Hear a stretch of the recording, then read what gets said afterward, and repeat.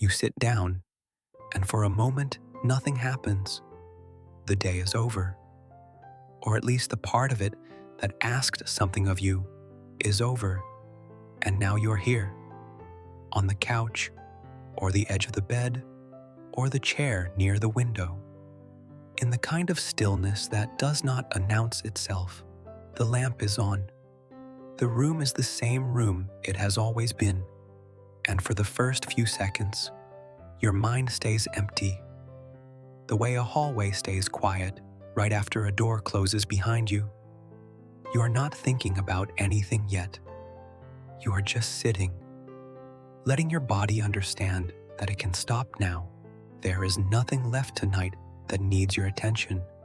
But you know how this goes. You have done this before. There is a small delay between the moment the day ends and the moment your thoughts begin to arrive, and you are inside that delay right now. It is almost peaceful. The phone is somewhere within reach, but you have not picked it up. The television is off, or maybe it is on, but you stopped listening a while ago. You take a breath that is slightly slower than the ones you took all day. And for a moment, that breath feels like the only honest thing. Then the thoughts come, not all at once, and not loudly. They arrive the way people arrive at a quiet gathering, one at a time, each one drifting in without knocking. A small thing you forgot to do, a sentence someone said to you earlier that you did not have time to feel, a face, a number, the shape of tomorrow, already forming at the edges. You did not invite any of these.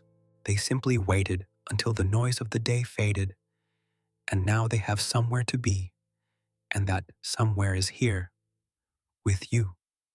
It is strange how that works. All day long, there was no space for any of this. You moved from one thing to the next, and the things stacked up behind you without ever being looked at, and you told yourself that you would deal with all of it later. And this is later, this quiet hour after everything, when the body finally stops, and the mind, having been patient all day, finally speaks. You did not plan to think about your life tonight. You only planned to rest, but rest, it turns out, has a way of opening doors you meant to keep shut. So you sit with it. You do not turn on more lights.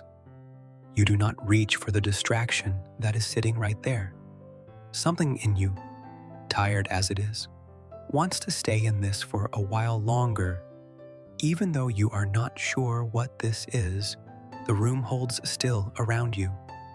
The thoughts keep arriving, gentle and uninvited, and you let them in, one after another, the way you let in the cold when you leave a window open just a little, on purpose, because you wanted to feel the night. That open window, that small willingness to feel the night, is something you would never have admitted to anyone during the day. During the day, there is no room for it. There's barely room for you. The morning starts before you are ready, with an alarm that sounds the same as it did yesterday, and you are already moving before you are awake, already reaching for the things that the day requires. There is coffee, or there is not, and either way, there is not enough time to drink it slowly. There is the commute, or the short walk to the desk in the corner of your own home, or the bus with the same faces, and by the time the actual work begins, you have already spent some quiet reserve of yourself, just getting to the starting line. Then the day asks for the rest of it. It asks in small ways, mostly. A message that needs an answer, a task that takes longer than it should, a person who needs something from you, and then another person right behind them. None of it is dramatic. It is just the steady arithmetic of a normal day, the adding and the carrying and the giving, and you do it because the alternative is to fall behind, and falling behind is its own kind of weight. So you keep up, you answer the messages, you finish the task, you give people the part of you they came for, and the thing is, you barely notice it either. That is what the day does. It keeps you so busy with its surface. You never get down to the part of you that is quietly running the whole time, the engine you cannot hear over the noise. You eat lunch standing up or at your desk, and you do not register hunger so much as the absence of time. You smile at the people you are supposed to, and some of those smiles are real, and some are just the shape your face makes. It is just the texture of a day, and you have learned to move through them without asking too many questions. The afternoon is the long part. The morning has energy, but the afternoon is when the day reveals its actual length. The light changes in the window. The tasks settle into the slow ones that just have to be finished. You notice a heaviness behind your eyes, a slight slowing in the way you think, and you push through it. And then, somehow, you are. The day loosens its grip. The last thing gets done or gets left for tomorrow. You make the small journey from the place where you worked to the place where you live, even if those are the same walls. There are the small chores that fill the gap, the dishes, the bag for tomorrow, the lights you turn off, and some part of you assumes that the moving is the whole of it, that there will be nothing underneath but sleep. But you know there is a moment coming, the one where you finally sit and the day finally catches up with you. You can feel it waiting for you, patient, certain, already there in the quiet before you even arrive. And now you have arrived. The waiting is over, and the quiet has you, and the day has finally caught up the way you knew it would. This is the part you cannot prepare for, because it does not arrive as a single feeling with a name. It arrives as a kind of opening, a widening of the silence, and into that silence comes everything you did not have time to think. You realize, sitting here, that you have not actually been alone with yourself all day. You were surrounded by your own life, and somehow absent from it, present for everyone but the one person who was carrying all of it. It is a quiet realization. You spend so much time in motion that you forget there is someone underneath the motion, someone who notices things. That person has been waiting all day for a turn that never came. And now, in the stillness, that person finally speaks. You hear, perhaps for the first time since morning, the actual sound of your own mind, unhurried, no longer drowned out. What surfaces is rarely what you expect. It is usually smaller than the big worries, and somehow heavier for being small. A thing someone said that you brushed off. The realization that the days have begun to blur into one another. These are not crises. They simply ask to be noticed, and the quiet is the only place where there is room to notice them. And there is something else underneath, harder to name. A quiet wondering about the shape your life has taken. You do not solve any of this. The thoughts arrive, looking for a witness, and you are the only one here. So you witness them. You let the nameless feeling stay nameless, and you find that letting it stay is easier than chasing it away. There's a relief in admitting you are tired in a way that sleep will not entirely fix. This might be the most honest part of your day. Here, you don't have to be the worker or the one who is fine. You can just be the person who is actually here. You have finally stopped moving long enough to feel the day land. You notice something you missed, waiting in the dark for you. What is waiting there, underneath everything, is not a secret. It is something you have always known and only rarely let yourself feel. It is the sheer amount of yourself that goes unseen. Not unseen in a tragic way, but the ordinary daily fact that almost no one knows what it actually costs you to be the person you are. They see the results. They see the work done, the messages answered, the dinner made, the calm voice on a hard day. They do not see the quiet effort it takes to produce those things, the small acts of holding yourself together that happen continuously, and you have never expected them to see it. That is the strange part. You have arranged your whole life so that the cost stays hidden, and then you sit here at night and feel the weight of it.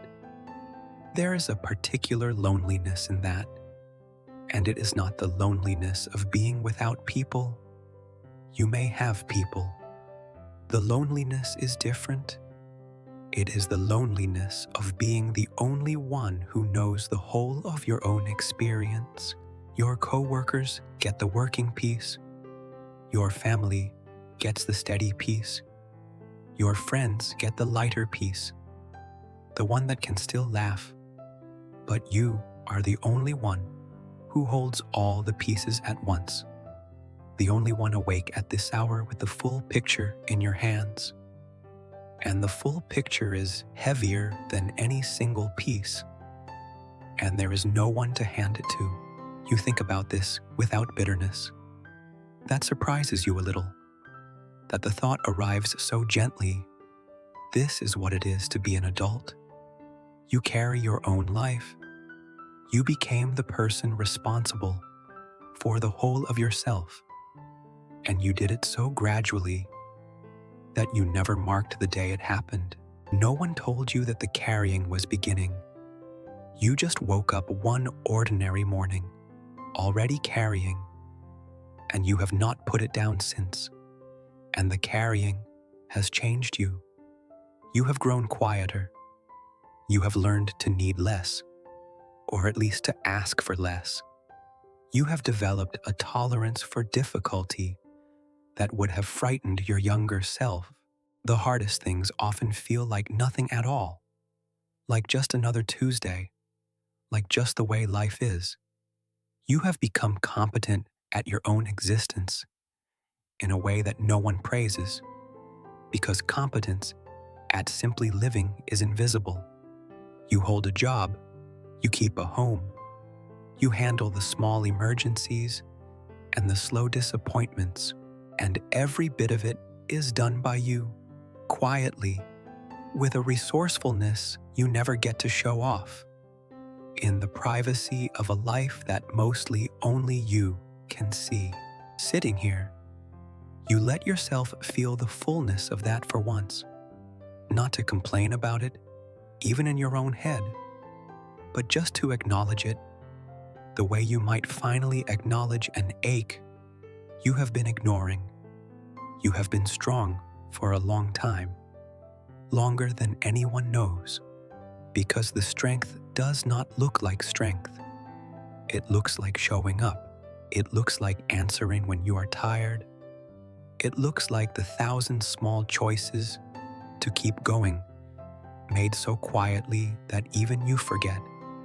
And tonight, in the dark, you make one of those choices visible to yourself. You hold it up and look at it, and you allow yourself the rare luxury of being impressed by your own endurance just for a moment before you set it down where it lives, because you know you will set it down. That is part of this too.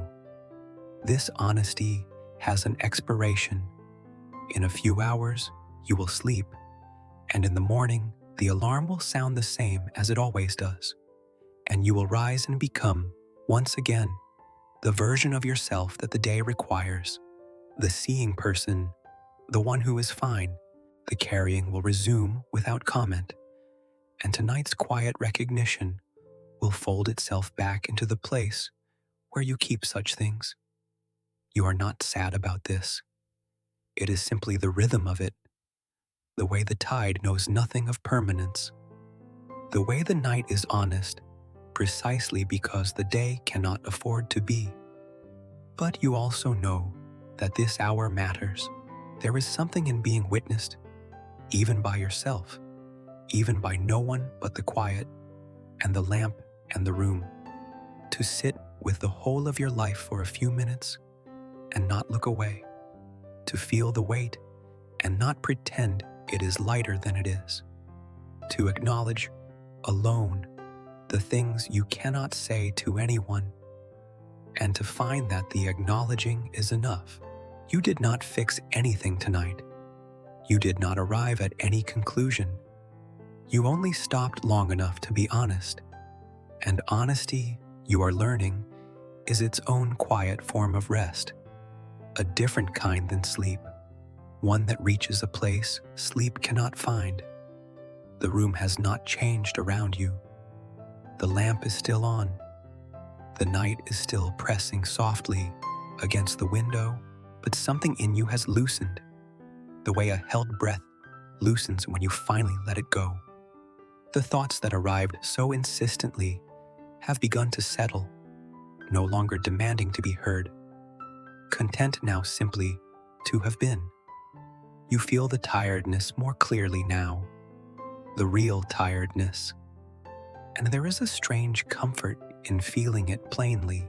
You have arrived at the truest part of the day, and it asks nothing of you, and you give it nothing but your presence. So you stay there a while longer, in the quiet, with the whole of yourself, in the small, honest hour that belongs to no one else.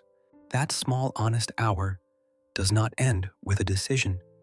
It ends the way it began, quietly, without anyone announcing it. The thoughts that arrived one by one earlier in the night begin to leave the same way, drifting back out into wherever they wait, no longer pressing, no longer asking. You notice that your breath has slowed again, slower even than when you first sat down, and that the slowness no longer feels like something you are doing, but like something that is happening to you, gently, on its own. The lamp is still on. The room is still the same room it has always been, but you are softer in it now. You think back, almost without meaning to the moment you first sat down tonight before the thoughts arrived, when your mind was still empty and your body was still learning that it could stop. It feels like a long time ago. So much moved through you in that hour, and none of it is gone exactly, but none of it is sharp anymore either. It has joined the rest of what you carry, settled in among everything else, made quiet by the simple act of having been felt. You did not solve your life tonight. You only sat with it, and somehow that was the right thing to have done. There is a window somewhere near you, the same one you noticed earlier, still open just a little, still letting in the cool edge of the night. You meant to feel the night, and you did. You let the day in, all of it. The parts that asked too much, and the parts that asked nothing, and you held them long enough to know they were real, and now you can let them go. The letting go is not dramatic. It is more like loosening your hand around something you have been gripping all day. Soon you will stand. You will turn off the lamp, and the room will go dark, and you will move through the house toward sleep. Tomorrow, the alarm will sound the same as it always does. The carrying will resume. The seeing person will go quiet again. None of that has changed, and you do not need it to. What you needed was this, the small space at the end of the day, where you got to be honest, where the quiet finally made room for the part of you that lives underneath everything, the part no one sees, the part that simply wanted for a few minutes to be felt. For now, you are still sitting.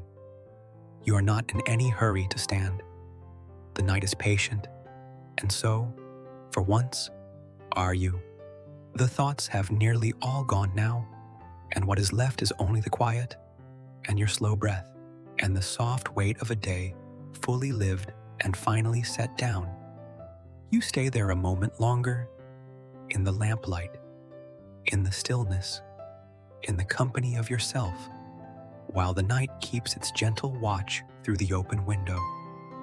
And the hour, having given you what it came to give, slowly, quietly, begins to fade.